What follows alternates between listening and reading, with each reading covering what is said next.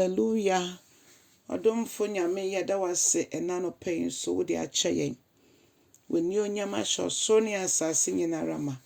Ene nti wo ma ye kron wade nyina mu. Wo ma ye kasa wo ye kese e wade nyina mu.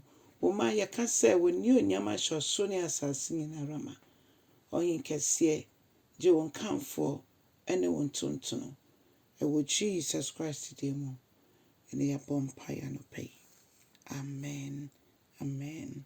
Odafo mema wakwaba enen so de ba otiase sendwumedie so onyankopon ne yen edi ne yie yen paibo nyina ne so befa ye nomum e wo bere ati seye mu ne de ho nyina ato no so erade yeda wase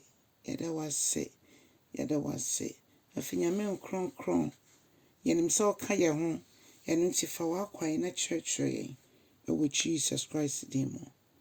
Hallelujah.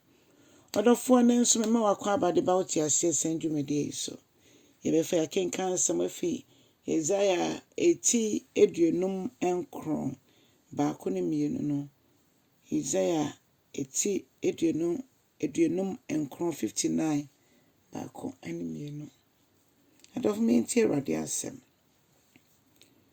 o se tie Awurade abasa enyetia ana se munyamre se ontimenjo na Sunsum ensiye se usufra no onte nemom wo bɔne na etwa wo efri onyankopɔn enim efise wo bɔne na ama woyi nani efri wo so ana se wadane nani efri wo so na afei ontie wo kra odofo bɔne eya de kese a esi ene onyankopɔn entem ekwan na bra so se yehu se Yesu Kristo moja no a ohwegu Calvary no eda so pem ebinmo tok so ka se empo onyankopɔn agya wa wade ye ebim to so ka se kasa foforo atwam adomachede atwam da bi so onyankopɔn andom ye ne honhom na wandondom ye adomachede a ye ntimi enya ahokeka bia mpo mfa nsum onyankopɔn na nkronkron na Yesu Kristo asoma no abra ye honhom a oye kronkron ono ne ya hoɔden ono no do onyankopɔn tumi edi ema fa hodie ene ahosan eni gye ne ahotɔ ebe nipa abrabɔ mu yesua nyame asɛm a honhom ne de ye kan eto de bia egidifo bebre yasɛm ne so ye nipa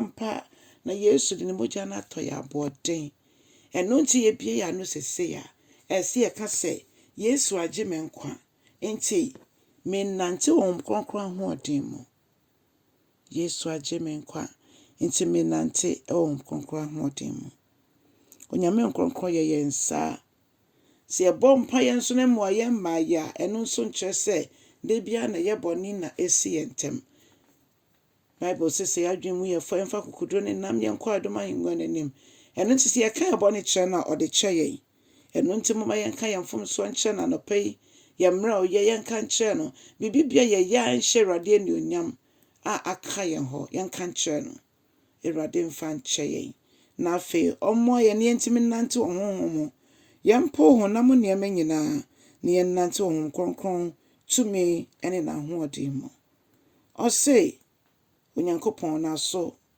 ne nsa nyetia na mu nyamre so no dɔfo onyame ɔbɔ nipa na ɔbɔ ye ensa no so ne nsa be etia se onje nkwa da bi so emu be ye mre da bi onyankopɔn abasa emu odu oye nyame prekope ɔse mene ne amene hallelujah afei ɔno ɔbɔ aso no so na so be si da bi na so entimi nsi na no entimi nka mo entumu odofo yesese ye ne nyankopɔn nante wo nkita hodie mu ɔden mu kronkron ye mu ba ne nyina mu gise ye gya ye homu emma no se onfa yenye de opɛ eba sana nipa nte wase but ono nko a eno bete wase onyankopɔn hyira ye nyina ebra ye kye asampa yi ma ɔfoforɔ so anya asɛm yi bi ntie.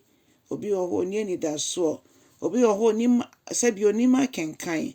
Obi wɔ hɔ a means a ɔde bɛnya Nyame asɛm no ɔnnya. Ɔdɔfoɔ kyɛ na obi biara ɛnte bi. Na yɛmfa ntwe akra ɛmfa ma Awurade. Na Yesu ankyɛ no san n'ani ɔnyɛ mu a, yɛmu biara anyɛ ɔyeraba. Kyɛ asɛm no ma w'adamfo na ɔno nso nkyɛ ma ɔfoforɔ. Nyame nhyira paa sɛ wayɛ ne saa. Yesu Kristo din mu. Amen.